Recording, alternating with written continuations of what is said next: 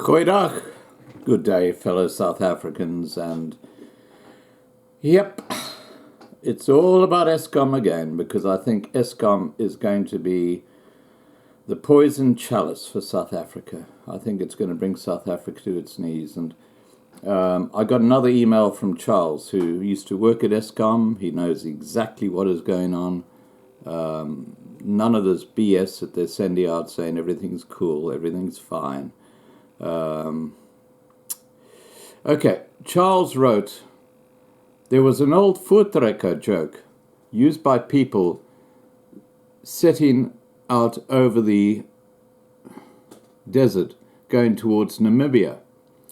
For them, it was a way to make light of the perilous journey they were undertaking. And it was that they said, if we run out of water, then we will drink coffee. It's rather like Marie Antoinette. You know, that woman in France, the queen, who said, if there is no bread, let them eat cake. Here we know what happened to her. Anyway, getting back to Charles, he says, unfortunately, too many people are still burying their heads in the sand. They will become a burden on others who have prepped. People are starting to realize how much of their life depends on electricity, but there is some short-term buffer that hides some of the worst impacts for 24 hours or so. People running around filling up diesel in generators to keep cell towers running only lasts a short time, especially if the generators get stolen. Internet and cell phone towers normally have some backup, but seldom good for more than 24 hours. Backup infrastructure, batteries and generators get stolen, and that will only increase. Therefore, internet and cell phones cannot be depended on. Who needs an internet censorship in South Africa if they don't have electricity? You know, that is such a dumbass thing they're doing. Anyway, I'm off topic. Let me get back to this. People running around filling up diesel and generators to keep cell towers running only lasts a short time, especially if the generators get stolen. Without that, banking and business collapses. Keep cash, small value notes, so that you don't need to worry about getting change. Do not put it all in the same place to avoid it being stolen.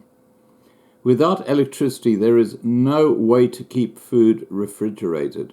Milk, cows, or processed food, no way to slaughter livestock, bake bread, or do any other food delivery. South Africa uses rail for about half its transport. Most of that depends on electric locomotives. In most areas, as you have already stated, water delivery and sanitation need electricity for pumping. No electricity means that fuel pumping means no fuel pumping, Store all the fuel you need. This is all going to be worst in cities where people cannot access alternative food and water deliveries. Desperate people turn nasty quickly. And then he gives us a few bullet points. It is imperative that people have a plan to get somewhere that has resources. Identify those places now. Keep your vehicles serviced as well as any trailer, etc. that you need. Keep enough petrol stored to fill your car and get to your preferred location and your plan B and C locations. Remember, the roads will likely be choked, so count on at least triple your fuel usage. It is not going to be pretty. Now look, we know that South Africa is at the crossroads. We know that something is looming that is not going to be nice. South Africa is not the country it was in 1994. And if you still believe it is, then you are a fool.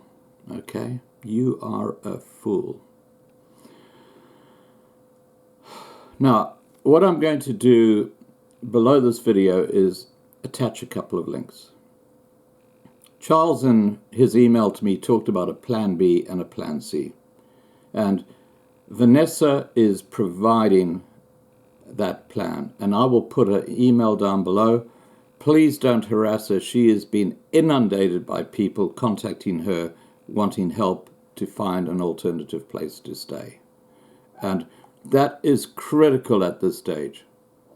Because you know when people go shell fishing, they walk around the rocks and they find the shellfish and they just scoop out the meat and put it in their bag. Now, if you think of a city and you think of marauding gangs of blacks, white people sitting in a house will be no better off than the shellfish, because they know you're there. They're going to come in and they're going to clean out everything they can. There won't be any police. There won't be anyone there to support you. Cities are going to be the most dangerous place to live. Living in a rural area with a community who can defend themselves outside the cities where the trouble is going to happen is the plan B. And Vanessa is your contact. You need to speak to Vanessa now. You can't speak to her once the shit hits the fan, okay? Because she'll probably shut down her email, because there'll be not hundreds of people contacting, there'll be tens of thousands of people contacting her, and there's no way that she can react to all those people. Now, talking about Vanessa, this is something that I've been waiting for the right moment to talk about. Vanessa, like the other charity that we support, needs funding. And she needs funding for various things, including setting up these little community areas on farms that people can move to. So look, guys, if you are able to assist Vanessa, and if you're seeking help from Vanessa, please offer to provide some kind of funding to the operation she's doing. She is doing all this on a voluntary basis. She is not charging a cent, and she's providing hope for families and for people in South Africa. So please, when you contact Vanessa, if you can, and I'm only saying if you can, please offer to help her financially, because she is incurring a huge amount of cost in doing what she is doing. Oh, and the other thing is, please, in your email to Vanessa, provide your phone number, because she'll probably contact you by phone to discuss what your situation is. She's a wonderful woman. She's working her ass off trying to help people. So please don't harass her. Just send her an email. Keep it short and sweet with the relevant information. And if you can help her financially to do what she is doing, please put your hand up, okay? That's the first thing.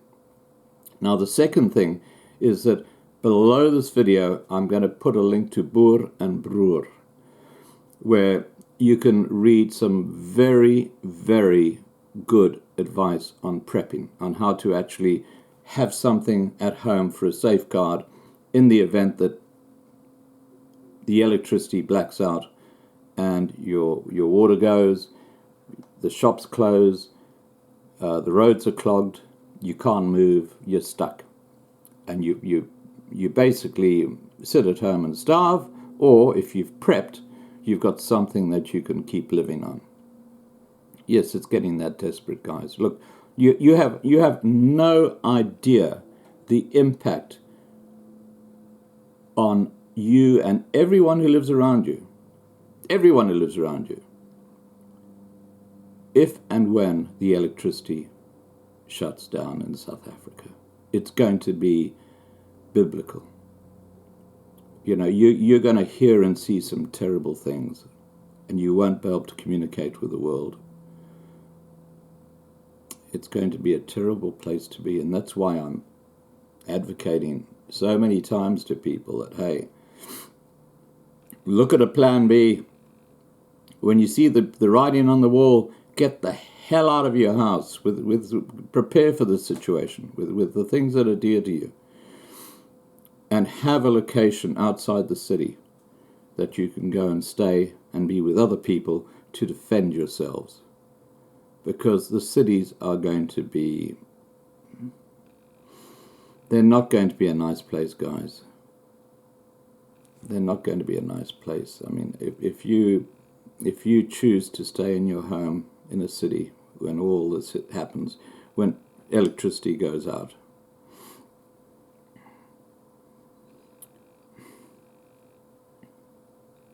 all I can say is that